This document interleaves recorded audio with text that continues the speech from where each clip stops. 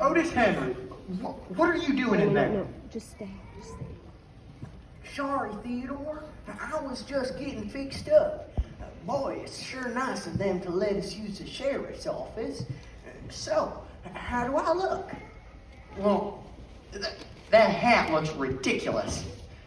And where's your other shoe? What? Oh, I wondered why I was walking funny. You know, I ain't never been to no ceremony before. I'm actually kind of nervous. All right, well, let's get this over with. Raise your right hand. Like this? I said your right hand. Oh. Now, say these words right after me, just like I say them. I state your name. I state your name. No, you knucklehead. Say I, Otis Henry. I, Otis Henry, Promise to perform promise to perform all the duties of deputy. all the duties. Why do I have to do everything? That ain't what it means, you nitwit. Now say it. All right, but I ain't none too happy about it. Come on, say it. All the duties of deputy All the duties of deputy to the best of my ability, to the best of my ability. and uphold all the laws of the state Now of... there you go on again. I gotta uphold all the laws? What are you gonna do if I'm doing everything? Ah, forget it. Here's your badge. Really? It's official? Oh boy, Jake the Snake Jackson, the Calamity Gang, and every other lousy criminal are in trouble now, huh, Theodore? You better believe it. Say, since we're both law enforcement officers, how about we go celebrate at Sadie's and have one of them powdered donuts? That's a good idea, Otis. See, I knew you'd be a good deputy. Sure is a beautiful day, ain't it? What you yawning about? Didn't you sleep good last night? Well, after that near-death experience yesterday, and the fact that we was basically sleeping in the snake's home, I reckon I only got a few hours. But never mind that. After our first bank heist, we'll be rolling in enough dough to afford the fanciest hotel money can buy. Well, we'll see. What's that supposed to mean? Are you getting cold feet on me, Clarabelle? You ain't a yellow belly, are ya? No, I ain't no coward, and you know it. I'm just having what you might call a twinge of conscience. This just don't feel right somehow this time. Well, maybe you need to lie down till that feeling goes away.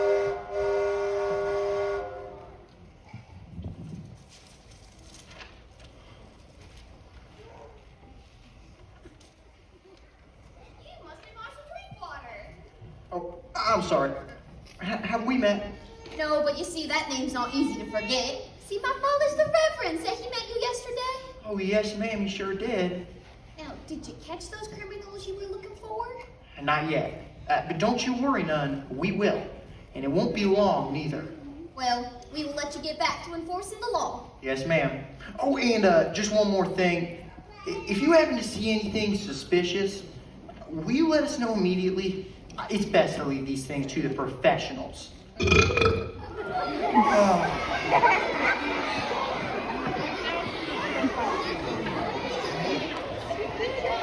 All right, Marshal, will do. That's my son. How about being a little more mannerly next time? Now, come on, let's get to work. Excuse me, can I ask you two a question? Oh, you speaking to us, Polina? Yes, Marshal, what question have you? Well, you see these two? See, they popped into town the other day, and we've been searching for them. They look familiar to you?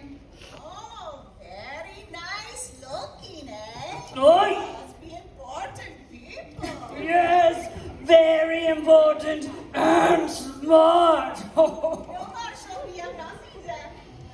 Well, I declare, he's lost his air. Hey, you feeling all right?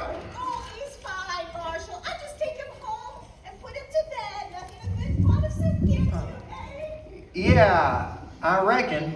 Sorry to bother you. Poor fella. Hope he's okay.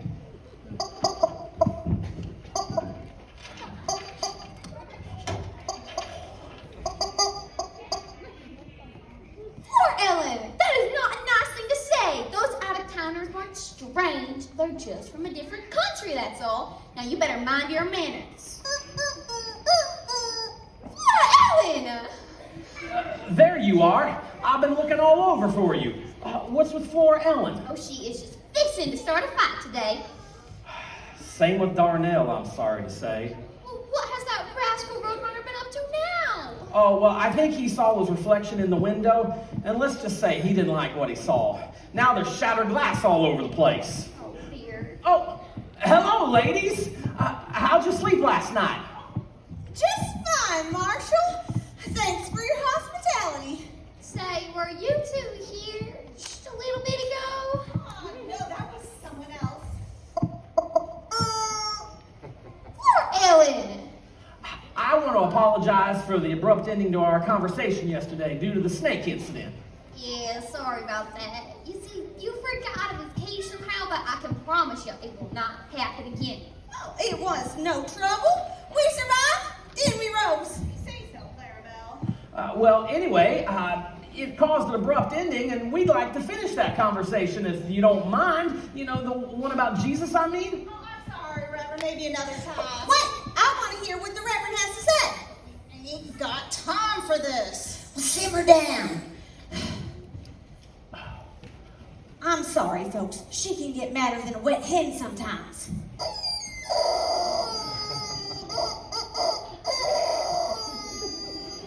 Poor Ellen!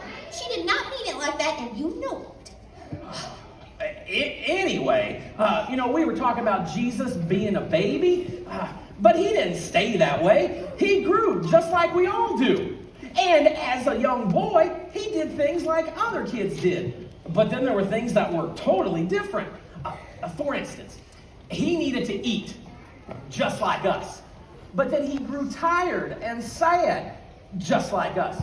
But he was often happy too, just like us. Wow, and this is the same Jesus that created everything? Yes, the same Jesus. And he had parents who loved him and taught him all kinds of things.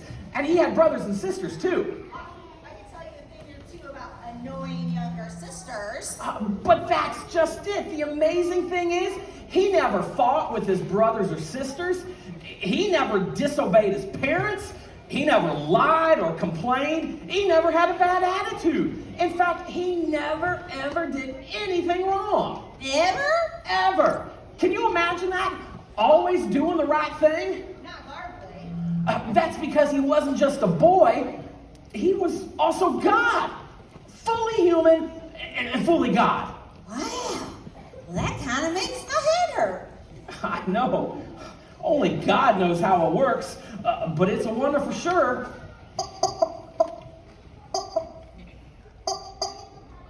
Oh no, you gotta be kidding me! What is it? Oh, Darnell is up to it again. I don't know how she knows it, but she does. I'm sorry, folks. I gotta go tend to a naughty roadrunner right now. I don't know how she understands that chicken.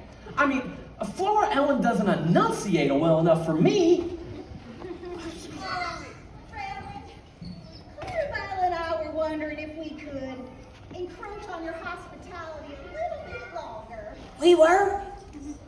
I suppose so. But remember the chores I mentioned? I'm going to need some help fixing up the schoolhouse for the arrival of our new teacher. Oh, one more thing. Would you promise to behave yourselves while you're here? If you know what I mean. I don't want any trouble finding its way under my roof. Gee, Reverend, I don't know what you're talking about. You have yourself a deal. Great. When two parties agree on something here in Wonder Junction, we have a special handshake. Let me show you how we do it. What are you doing? Reverend, we gotta go. But I want to. We weren't finished yet. Strange folks. I'm not sure this is going to end too well.